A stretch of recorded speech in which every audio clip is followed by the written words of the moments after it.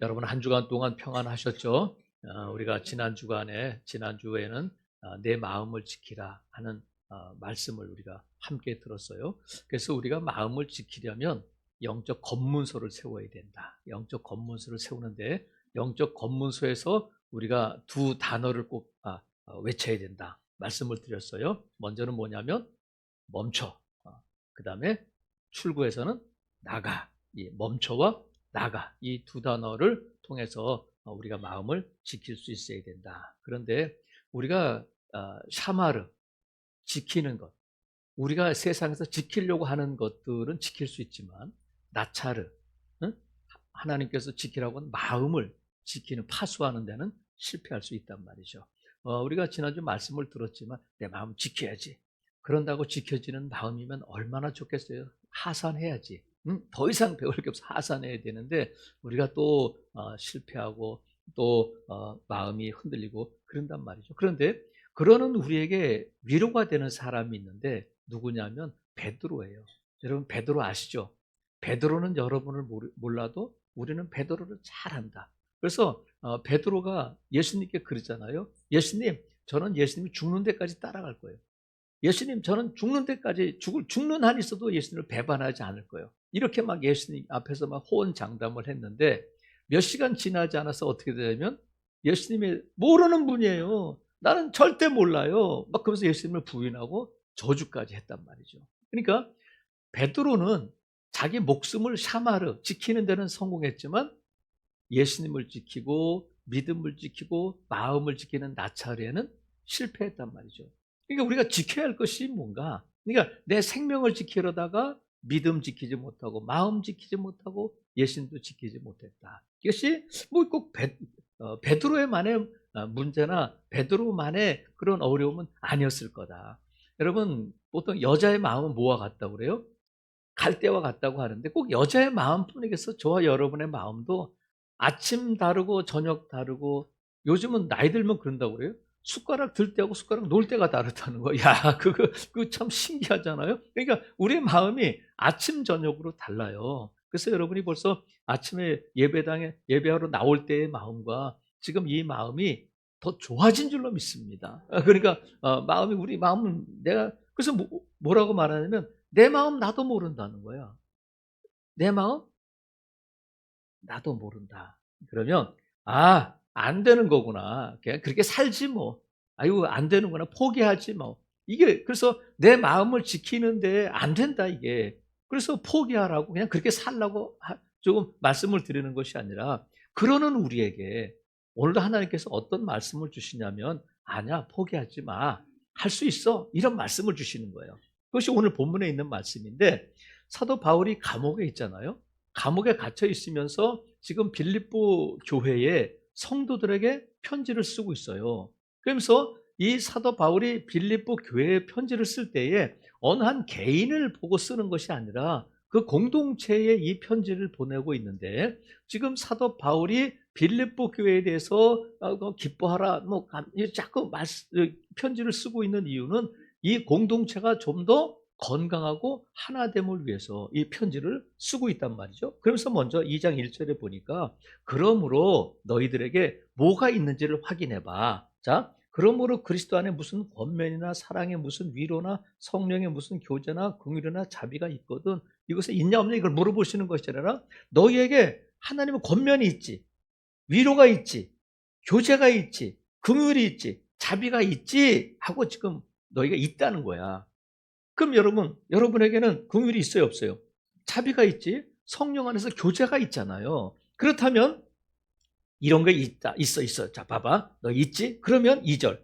마음을 같이하여 같은 사랑을 가지고 뜻을 합하며 한 마음을 품으라는 거야. 마음이 자꾸 나오잖아요. 마음을 같이 해야 돼. 같은 사랑을 가지고 뜻을 합하며 한 마음을 품어라. 왜? 너희 안에 이게 있잖아. 1절에 있는 것들이 있으니까 너희들은 이 같은 마음을 품어야 돼. 그래서 같은 마음을 품으면 어떻게 돼? 어떤 결과가 있느냐면 3절. 아무 일에든지 다툼이나 허영으로 하지 말고 오직 겸손한 마음으로 각각 자기보다 남을 낮게 여겨야 돼. 그리고 4절 각각 자기 일을 돌볼 뿐더러 또한 각각 다른 사람들의 일을 돌보아 나의 기쁨을 충만하게 해라. 이렇게 지금 편지를 쓰고 있어요. 자, 보세요. 여러분 안에 사랑이 있어요? 하나님이 주신 위로가 있어요? 하나님이 주신 기쁨이, 자비가 있어요? 있으면 아멘이나 하세요. 있죠? 그러면 같은 마음을 품어서 한 마음을 품고 하나가 되라는 거야. 하나가 되려면 어떻게 되냐면 나보다 남을 낮게 여기고 내 일만 뿐이 아니라 다른 사람들의 일을 좀 돌보고 돕고 그렇게 해서 내 기쁨을 좀 충만하게 해라. 이렇게 말씀하고 있어요. 그러면 그렇구나. 그러면 그렇구나. 이게 같은 마음을 품어서 한 공동체를 하나 되게 하라는 거구나. 이렇게 받아들이면 되는데 이게 잘 돼요, 안 돼요? 안 되는 거야. 우리만이 아니라 빌립보 교회가 그랬다는 거야. 그러면 사도 바울이 이렇게 마음을 품고 나의 기쁨을 충만하게 해. 끝! 이러면 좋은데 그 뒤에 이어서 뭐가 나오냐? 5절에 나오는 거예요. 너희 안에 잘 안 되지? 너희가 같은 마음을 품고 하나 되고 서로 사랑하려고 하지만 안 되지? 그러면 포기하지 말고 이렇게 하면 돼 하면서 5절을 말씀하고 있는 거예요. 뭘 품으라고요? 이 마음을 품어. 근데 이 마음이 뭐냐면 그리스도 예수의 마음을 너희가 품으면 돼 하고 지금 말씀하고 있는 거예요. 자, 그러면 예수님의 마음이 뭘까? 여러분의 마음이 있어요, 없어요? 여러분의 마음이 있지. 근데 누구의 마음이 또 있냐면 예수님의 마음이 있다는 거야. 예수님의 마음이 뭐냐면, 자, 6절. 그는 근본 하나님의 본체시나 하나님과 동등됨을 취할 것으로 여기지 않으시고 5절. 오히려 자기를 비웠다. 비움. 종의 형체를 가지사 사람들과 같이 되셨고 사람의 모양으로 나타나 자기를 낮추셨다. 겸손. 죽기까지 복종하셨다. 그러니까 예수님의 마음을 세 단어로 요약해주고 있는데 그것이 뭐냐? 비움, 겸손, 복종이다. 한번 따라해요. 비움, 겸손, 복종. 이게 누구의 마음이라고요? 예수님의 마음이라는 거야. 그러니까 그렇구나. 예수님의 마음을 품는 것은 비움과 겸손과 복종이구나. 이렇게 생각할 수 있지만 여러분 지금 사도 바울이 그럼 자, 이 마음을 너희가 품어야 돼. 비움과 겸손과 복종이야. 근데 여러분 이게 알기는 알지만 이 마음을 품으라는 게 뭘까? 여러분 보세요. 그러면 나도 비워야 되겠다. 순종하라는 거구나. 겸손하라는 거구나. 그런 말씀이 있지만 여러분 예수님은 자기를 어떻게 했다고요? 비우셨다는 거야. 그럼 우리가 비우는 것과 예수님이 비우는 것과 같겠어요? 다르겠어요? 다르지. 예수님의 낮아지심과 여러분의 낮아짐, 예수님의 겸손과 우리의 겸손이 같겠어요? 다르겠어요?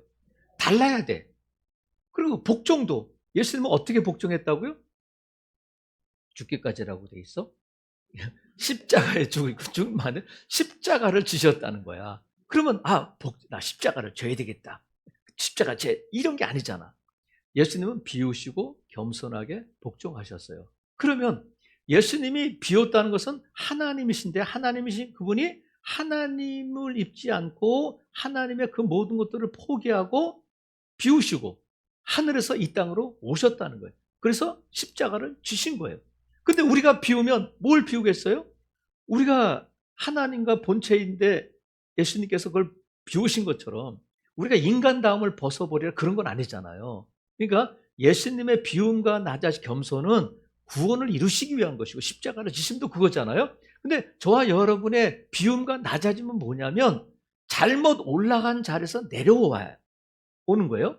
그러니까 우리 안에 있는 잘못 채워진 것들, 분노나 미움이나 섭섭함이나 자존심이나 이런 것들 잘못 올라간 자리에서 내려오는 것이 우리는 낮아짐이야. 그것이 겸손이에요. 예수님은 그러시지 않았어요? 예수님은 하나님이신 그분이 그 모든 것들을 비우고 하늘에서 이 땅에 내려오셔서 십자가를 지심으로 말미암아 저와 여러분을 구원해 주셨어요. 구원이고 우리의 비움과 낮아짐과 복종은 그 구원에 대한 반응이고 그 구원에 대한 우리의 마음이라는 거예요. 자, 그래서 여러분 지금 예수님의 그 비움과 겸손과 복종은 구원의 사건이라면 저와 여러분의 비움과 겸손과 복종은 이 구원에 대한 응답이고 반응이라고 할 수 있어요. 그래서 우리가 비우자, 겸손하자, 복종하자 단순하게 그렇게 말할 수 있는 것이 아니란 말이죠. 그래서 오늘 본문에 보니까 이 마음을 먹으라는 거예요? 품으라는 거예요? 품으라는 거예요? 여러분, 마음을 잡수시지. 마음 먹어야지. 이렇게 마음을 먹어버려. 마음 먹자. 한번 마음 먹자. 이걸 한자로 뭐 따라하지 마세요. 자, 마음을 먹지 말고 마음을 어떻게 하라고요? 품으라는 거야. 그럼 여러분, 마음을 언제 보통 먹어요? 배고플 때 먹는 거 아니잖아. 마음을 언제 먹냐면 연초에 보통 많이 먹어. 응? 그걸 한자로 뭐냐면 작심이다, 그렇게 불러. 마음 먹어서 작심했어. 그러면 연초에 보면 막 계획을 세우잖아. 뭐 해야지, 술 끊어야지, 담배 끊어야지, 운동해야지, 막 이렇게 하는데, 술 끊어야지, 담배 끊어야지 우리 얘기는 아니에요. 보통 많이 그렇게 한다는 거야. 그러면 그게 오래 가요? 오래 못 가요? 그래서 작심 며칠이야? 3일이라고 그러는 거야. 그러니까 마음 먹는 것은 그런 거예요. 결심하고 결단하고 해야지, 내가 마음을 단단히 먹는 건데 오래 못 가. 그래서 바울을 통해서 하나님께서 이 마음을 먹어, 마음 좀 먹어, 그러지 않고 이 마음을 품어, 이렇게 말씀하셨단 말이죠. 그래서 품는다는 것은 뭐냐면, 먹는다는, 결심한다는 것은 내 의지고 오래가지 못해. 하지만 품는다는 것은 뭐냐면 어떤 방향으로 지속적으로 생각한다.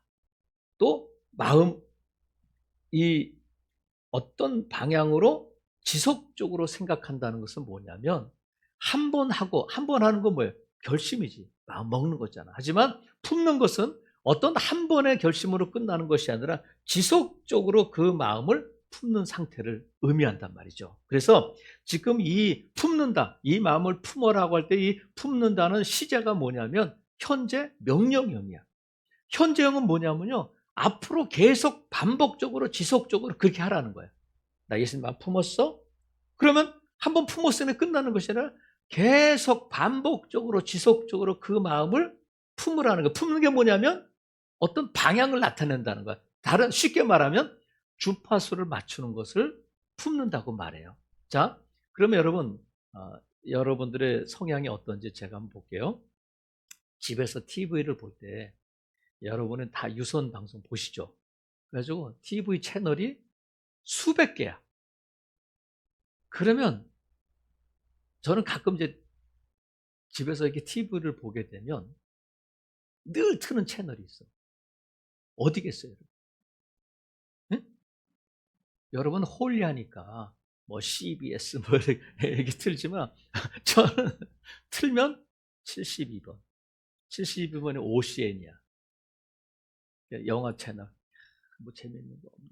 그래서 정치도 그렇고 뭐 예능도 그렇고 그래요. 그래서 그냥 그렇게 휘둘리지 않는 그냥 영화 채널을 주로 봐요.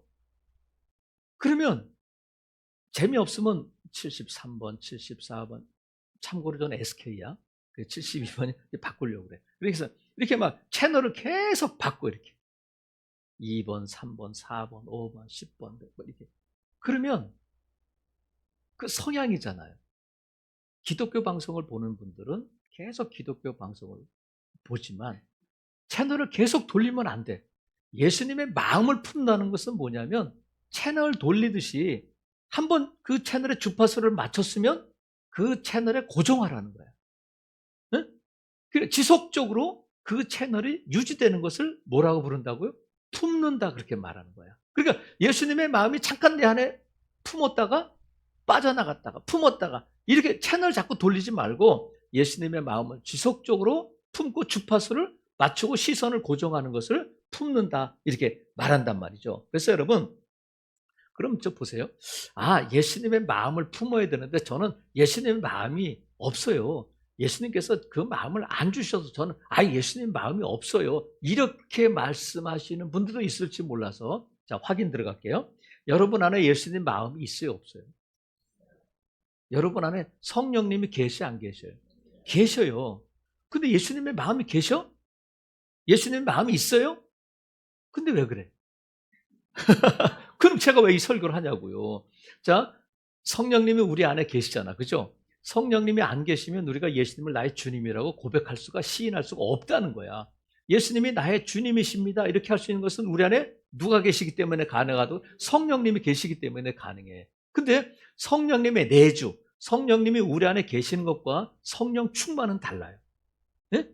성령님으로 나를 가득 채우려면 내 안에 있던 것들, 성령이 마음껏 역사하실 수 있도록 나를 내어드리고 또 성령의 음성에 귀 기울이고 순종할 때 성령이 내 안에 채워져. 외부로부터의 채워짐도 있지만 내 안에서 차오른단 말이죠. 그러니까 성령님이 내 안에 계신 것과 성령님이 온전히 나를 다스리고 통제하시는, 주장하시는 충만과는 달라. 마찬가지로 예수님의 마음이 저와 여러분 안에 있어요. 믿으시면 아멘? 없어서가 아니라 있는데 예수님이 내 안에 계신데 품는다는 것은 뭐냐면 그 예수님의 마음이 작동되도록 하는 거예요. 무슨 아시겠죠? 이해를 잘 못하시는 것 같아서 보세요. 여러분의 집에 쓰지 않는 물건이 있어요, 없어요? 언제 아냐면 이사 갈 때 알아. 이사 갈 때 보면 가져가는 것보다 그렇진 않다, 그지? 가져가는 게 많겠지. 근데 이사 갈 때 보면 엄청나게 버려. 이게 있었네? 아, 이런 게 있었네? 근데 이게 쓸모 없어서가 아니라 안 써서 쓸모없는 것들이 되는 경우가 많아요. 옷 같은 경우 그러잖아. 여러분, 옷, 지금 저도 와이셔츠를 이렇게 꺼내놨는데 이걸 지금 똑같은 옷을 계속 입으니까 새로운 옷 한번 입어봐야 돼 꺼냈는데 안 맞아. 그리고 유행이 지났어. 근데 버리지 못하고 10년, 20년 동안, 30년 동안 입고 있는 옷도 있어요. 근데 안 입는 거는 버려야 되잖아. 그러니까 우리 안에 없는 것과 쓸모없는 것과 사용하지 않는 건 다르다는 거예요. 그러니까 우리 안에 예수님의 마음이 있어요, 없어요? 있는데 안 쓰는 거야. 무슨 말 아시겠어요? 그래서 그걸 자꾸 사용하는 것이 품는 거야. 자꾸 시선을 고정하고 주파수를 사용하고 채널을 고정하고 해서 예수님의 마음이 내 안에서 작동되도록 하는 것. 그것이 뭐라고요? 품는 거라는 거야. 그러니까 여러분 안에 지금 예수님의 마음이 있어요, 없어요? 있어요. 그러면 자, 예수님의 마음이 있는데 그걸 어떻게 확인할 수 있느냐 한번 보세요. 내가 예수님 믿고 나서 조금이라도 달라졌다 하시는 분, 내가 예수님 믿고 나서 조금이라도 달라졌다, 생각이 달라지고 말이 달라지고 생각이 달라졌다 하시는 분 눈만 껌뻑껌뻑 해보세요. 다 껌뻑껌뻑하네. 그러니까 우리가 예수님 믿고 나서 조금이라도 내가 달라졌다 하면 그 안에 뭐가 있다고요? 예수님 마음이 있는 거야. 그리고 내 안에 찔림이 있어. 예전에는 좀 그딴 거 해도, 그렇게 말해도, 거기 가도 전혀 문제가 없어. 불편함이 없었어요. 근데 이제는 그렇게 말하고 예전에 예수 안 믿을 때 자주 다녔던 곳에 가고 또 예수 믿기 전에 했던 일을 지금 하면 왠지 이러면 안 되는데 하고 내 안에 찔림이 있어요. 그리고 내 안에 자꾸 그러면 안 되는데 하는 거룩한 마음이 든다는 거예요. 그리고 잘못된 것에 대해서 내가 왜 이럴까 하고 거룩한 분노가 내 안에서 일어난단 말이죠. 그러면 왜 그런 일이, 왜 내 안에서 이런 싸움이 일어나느냐면 나쁜 것과 좋은 것, 내가 예전에 했던 습관과 지금 하지 말아야 되는 그런 마음이 왜 충돌하냐면 내 마음이 아닌 다른 마음이 내 안에 있기 때문에 그래요. 그 마음이 누구의 마음이야? 예수님의 마음이 내 안에 있단 말이에요. 그러니까 내가 예수 믿고 조금이라도 달라졌고 내가 예전에 느끼지 못한 찔림이 있고 내 안에 거룩한 분노가 있고 내가 왜 이럴까 하는 후회가 있고 하다면 내 안에 뭐가 있다는 거예요? 예수님의 마음이 있다는 거예요. 여러분, 그래서 아시겠죠? 여러분 안에 예수님 마음이 있어요, 없어요? 예수님 마음이 있다는 거야. 근데 우리는 왜 그 마음이 있는지조차 모르냐면 또 화냈는데 뭐, 또 그렇게 말했는데 뭐, 아이고 나는 안 돼, 이렇게 하면 안 된다는 거야. 그래서 여러분, 중요한 것이 뭐냐면 완벽함이 아니라 저와 여러분 안에 조금이라도 변화가 있다면, 그 방향이, 태도가 바뀌었다면 그걸 중요하게 여겨야 된다는 거야. 여러분 보세요. 여러분 안에 예수님의 마음이 있다는 증거를 다 확인하셨죠? 네? 다시 얘기할까? 저와 여러분 안에 예수님의 마음이 있다는 증거가 우리가 봤잖아. 그러면 어떻게 하면 그 예수님의 그 마음을 품을까? 예수님의 마음이 작동되도록 할까? 하는 것이 중요한 문제, 그죠? 그래서 오늘 저와 여러분 아주 짧게 예수님의 마음을 작동시키는 3단계를 살펴보려고 그래요. 자, 냉장고, 코끼리를 냉장고에 넣는 3단계. 먼저 어떻게 한다고요? 냉장고 문을 연다. 그 다음에 코끼리를 집어넣는다. 그 다음에 문을 닫는다. 간단해. 냉장고 문을 연다. 코끼리를 집어넣는다. 근데 여기서 코끼리가 들어갈까? 이건 안 돼. 그런 걸 말하는 게 아니야. 냉장고 문을 연다. 코끼리를 집어넣는다. 냉장고 문을 닫는다. 이러면 끝나는 거야. 마찬가지로 우리가 예수님의 마음을 품는 3단계는 자, 따라해 보세요. 본다. 맡긴다. 따른다. 본다. 맡긴다. 따른다. 본다. 맡긴다. 따른다. 자, 여러분만 시작. 예수님의 마음을 품는 3단계야. 자, 첫 번째 뭐라고요? 본다. 뭘 볼까? 뭘 볼지 여러분? 내 마음을 봐야 돼. 내 마음을 봐야 되는데 내 마음에 분노가 올라오고 미움이 있고 자존심 상하고 섭섭할 때 내 마음을 봐야 돼. 이게 누구 마음일까? 그건 누구 마음이에요? 내 마음이에요. 내 마음이 그래. 그래서 지금 내가 그런 마음들이 올라올 때에 이게 내 마음인가 예수님 마음인가를 봐야 돼. 그럼 보세요. 우리가 알 수 있어요? 몰라요? 내 마음인지 주님의 마음인지 알아요? 몰라요? 알지. 성령께서 그걸 그 정도는 알게 하셔요. 그런데 우리가 좀 더 심화 과정으로 들어갈 텐데 내 안에 그 마음이 있을 때 어떤 때는 선한 마음도 있어요. 어떤 때는 열심도 나고 어떤 때는 주님을 위해서 뭘 하려고 하는 그런 어떤 예수님 마음처럼 보이는 것도 있어. 그럴 때 우리가 분별해야 돼. 어떻게 분별하냐면 동기가 뭐냐를 분별해야 돼요. 자, 보세요. 1장 12절부터 빨리빨리 볼게요. 형제들아, 내가 당한 일이 뭐냐면 감옥에 갇힌 거예요. 뭐 하다 감옥에 갇혔어요?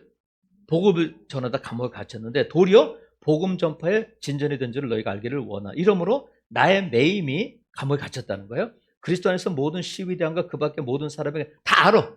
사람들이 바울이지 복음 전하다가 감옥에 갔다는 걸 다 알아. 근데 14절 형제 중 다수가 나의 매임으로 말미암아 주 안에서 신뢰함으로 겁없이 하나님의 말씀을 더욱 담대하게 전하게 되었어. 이것은 주님의 마음이 내 마음이야. 주님의 마음이야. 근데 15절 어떤 이들은 투기와 분쟁으로 어떤 일은 착한 뜻으로 그리스도를 전파하니 이들은 내가 복음을 변증하기 위해 세우심을 받은 줄 알고 서로 사랑으로 하나 그들은 나의 매임에 괴로움을 더하게 할 줄로 생각하여 순수하지 못하게 다툼으로 그리스도를 전파한다는 거예요. 그러니까 선한 마음으로 그리스도를 전파하는 사람이 있는가 하면 어떤 사람들은 바울이 너만 사도야? 너 그따라 해가지고 이제는 잘됐다. 바울을 끌어내리자 해가지고 바울을 괴롭게 하려고 예수님을 전한다는 거예요. 그럼 겉으로 볼 때는 예수님을 전하는 것이 좋은 일이고 주님의 마음인 것 같지만 그 밑바닥을 동기를 살펴보니까 이건 예수님의 마음이야, 내 마음이야? 내 마음이라는 거야. 그래서 우리가 교회를 해서 내가 뭐 주님을 뭔가를 한다고 할 때에 그 동기를 누구한테 인정받고 누군가보다 더 열심을 내고 누군가를 미워서 내가 더 해야지 하는 마음이 있다면 그 마음은 주님의 마음에 내 마음이야. 내 마음 속지 말라는 거야. 그래서 이것이 보아야 돼. 내 마음인가? 예수님의 마음인가를 봐야 된단 말이죠. 그 다음에 본다. 그 다음에 뭐야? 맡긴다. 뭘 맡겨요? 주님, 내 마음을 보니까 이것은 예수님의 마음이 아니고 내 마음이에요. 그러니까 내 마음을 누구에게 맡기냐면 주님께 맡기면서 주님 내 마음이 이런데 예수님의 마음으로 예수님의 마음이 역사하시고 예수님의 마음이 나를 다스려 주세요 하고 주님께 내 마음을 맡기는 거예요. 맡길 때에 이제 주님의 마음이 작동되기 시작한다는 거야. 그러니까 내 마음을 내 마음대로 사용하지 말고 내 마음을 봤으면 그 마음을 주님께 맡긴다. 행동하기 전에 맡긴다는 거야. 주님, 제 마음을 주님의 마음으로 다스려 주세요. 주님의 마음이 내 안에서 역사해 주세요. 주님의 마음으로 바꿔주세요 하고 주님께 시선을 고정하는 거예요. 이걸 맡긴다고 하는 거예요. 그 다음에 뭐 한다고요? 따른다. 따르는 게 뭐냐면 순종, 복종이잖아요. 근데 오늘 본문에 보면 8절에 사람의 모양으로 나타나서 자기를 낮추시고 죽기까지 순종했어요? 복종했어요? 복종. 죽기까지 순종이 아니라 죽기까지 복종이야. 그러면 순종은 뭐고 복종이냐? 뭐냐면 순종은 하려고는 하지만 내 마음이 거부할 때가 있어요. 근데 복종은 뭐냐면 온전히 하나님께 맡기는 걸 복종이라고 하는 거예요. 내가 십자가를 지고 싶지 않지만 겟세마네 동산에서 순종하기를 원했던 예수님께서 그 마음에 갈등이 일어날 때에 끝까지 기도하시면서 복종하는 데까지, 십자가를 지시는 데까지 가게 되잖아요. 하고는 싶어 나도 순종하고 싶은데 그 순종이, 내 마음이 순종을 거부할 때도 있지만 복종은 철저하게 나를 끝까지 자신을 하나님께 맡기는 상태를 복종한다, 그렇게 말씀드리는 거예요. 예수님은 순종하셔서 복종하셨어요. 그 십자가를 지시까지 복종하셨다는 거야. 그러면 자, 예수님의 마음이 작동대로 한다는 것이 뭐냐면, 내가 예수님께서 예수님의 마음을 따라가야 돼. 행동해야 돼. 용서하라고 하시면 용서해야 돼. 이해하는 마음을 주시면 이해하고, 양보하라는 마음을 주시면 그 주님의 마음이라면 양보하는 거예요. 무슨 아시겠죠? 그래서 내가 손해봐라 하면 손해를 감수하는 거예요. 이게 따르는 거예요. 근데 보세요. 그 따르는 것 중에 하나가 뭐냐면 3절 보세요. 2장 3절 보니까 3절을 같이 한번 읽어볼게요. 시작. 아무 일에든지 다툼이나 허용으로 하지 말고 오직 겸손한 마음으로 각각 자기보다 남을 낮게 여기라. 자, 나보다 남을 낮게 여긴다는 것은 칭찬하라는 뜻이 아니에요. 칭찬하라는 것이 아니라 실제적으로 그 사람을 높여주고, 실제적으로 그 사람을 높여주고, 내가 높여지라는 마음이 아니라 실제적으로 그 사람에게 양보하고 그 사람 때문에 내가 손해를 감수하는 것이 높여주는 거예요. 그러니까 내가 낮아지는 것은 할 수 있는데 우리가 적극적으로 남을 높여주고 나보다 남을 낮게, 저 사람 대단하다, 그래서 그 사람에게 내 자리를 양보해주고 그 사람을 높여주고 그 사람에 대해서 내가 손해까지 감수하는 것이 나보다 남을 낮게 여기는 거라는 거예요. 이게 누구의 마음이라고요? 예수님의 마음이 따를 때에, 예수님께서 주님의 마음을 주실 때에 따라가면, 그 마음을 따라서 실천하면 하나님께서 이런 역사를 이루신다는 거야. 그래서 우리가 보통 그 마음을 주시면 좋지, 그 마음을 주시면 내가 할 수 있는데, 그게 아니라 내가 그 마음을 가지고 순종하고 그 마음을 따라서 행동할 때에 예수님의 마음이 작동되기 시작한다는 거야. 무슨 아시겠죠? 자, 보세요. 센서등 얘기를 자주 합니다만 우리 엘리베이터에 센서등이 있잖아요. 그러면 엘리베이터가 내려가지고 센서등이, 엘리베이터가 열리면 센서등이 들어와요. 엘리베이터가 열리기 전에 센서등이 들어와요. 열려서 사람이 들어가면 센서등이 들어오는 거예요. 마찬가지로 우리가 예수님의 마음을 따라서 행동하고 실천하면 예수님의 마음이 작동되기 시작한다는 거야. 그러니까 내가 예수님 마음을 좀 주셔요, 내가 좀 할 수 있도록 해주세요, 그게 아니라 아멘으로 예수님의 마음을 따라서 실천하고 한 걸음 내디딜 때 따라가면 예수님의 마음이 작동되고 역사하기 시작한다는 거야. 그래서 여러분, 그 마음을 따라 순종할 때에 그 마음이 따라온다. 그래서 여러분 보세요. 우리가 예수님의 마음을 품는 3단계. 첫 번째 뭐라고요? 본다, 맡긴다, 따라한다. 따르다. 자, 그러면 그렇게 할 때에 우리가, 여러분, 어떤 일이 벌어지게 되면 9절 보세요. 9절. 이러므로 하나님이 그를 지극히 높여 모든 이름 위에 뛰어난 이름을 주셨다. 높여주셨다는 거야. 여러분, 내가 높아지려고 하면 나를 깎아내리는 사람들이 있어요. 근데 내가 예수님의 마음을 품고 나가면 하나님이 높여주신다는 거야. 여러분, 하나님이 높여주시면 내릴 자가 없어요. 그게 제일 안전하고 그게 진정 높아지는 모습이에요. 세상 사람들이 볼 때는 형편없는 것 같지만 하나님이 나를 높여주시면 꼭 총리가 돼서가 아니라 하나님이 나를 높여주시면 그 자리가 높은 자리가 되는 줄로 믿습니다. 그래서 우리가 예수님의 마음을 품을 때에 우리가 예수님처럼 비우고 겸손하고 또 복종하고 할 때에 하나님께서 저와 여러분을 높여주신다는 거야. 그리고 예수님의 마음을 가질 때에 예수님의 마음을 품는 자가 누리는 가장 큰 유익이 뭐냐면 하늘의 평강이 임한다는 거야. 갈등이 없어지고 하늘의 평강이 임하기 때문에 그때 비로소 공동체가, 교회가 하나됨을 이룰 수, 한 마음을 가질 수 있다는 거야. 그러니까 예수님의 마음으로 하나가 되는 거지 내 마음으로 결심한다고 되는 것이 아니라는 거야. 우리 일제시대 때에 그 민족 지도자 가운데 고당 조만식 선생님이 계셔요. 고당 조만식 선생님이 계신데 그분은 술을 많이 드셨다고 그래요, 예전에. 근데 어느 날 술을 마시다가 친구들에게 나는 오늘까지만 술을 마신다. 내일부터 나는 술을 끊고 예수님을 믿겠다. 하고 그 날짜로 술을 딱 끊고 예수님 믿기 시작했다고 그래요. 그래가지고 그분이 이제 평양의 산정현 교회라고 유명한 교회 있잖아요. 평양 산정현 교회의 수석 장로가 됐는데 그 장로가 되면서 그 산정현 교회 그 목사님은 누굴 초빙했냐면 제자인 주기철 목사님을 담임 목사로 청빙했다고 그래요. 그래가지고 잘 섬겼는데 이 조만식 선생님이 정치적으로나 지도자다 보니까 많은 사람들을 만나고 바쁘게 일정을 처리하다 보면 주일날 예배 때 종종 늦는 경우가 생긴다는 거예요.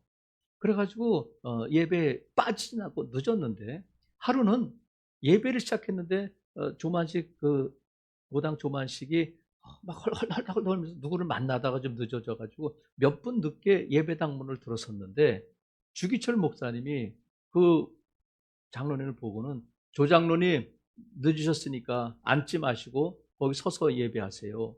그렇게 했다는 거예요. 그래가지고 수석 장로한테 그러니까 성도들이 큰일 나다. 이거 어떻게 하면 좋으냐.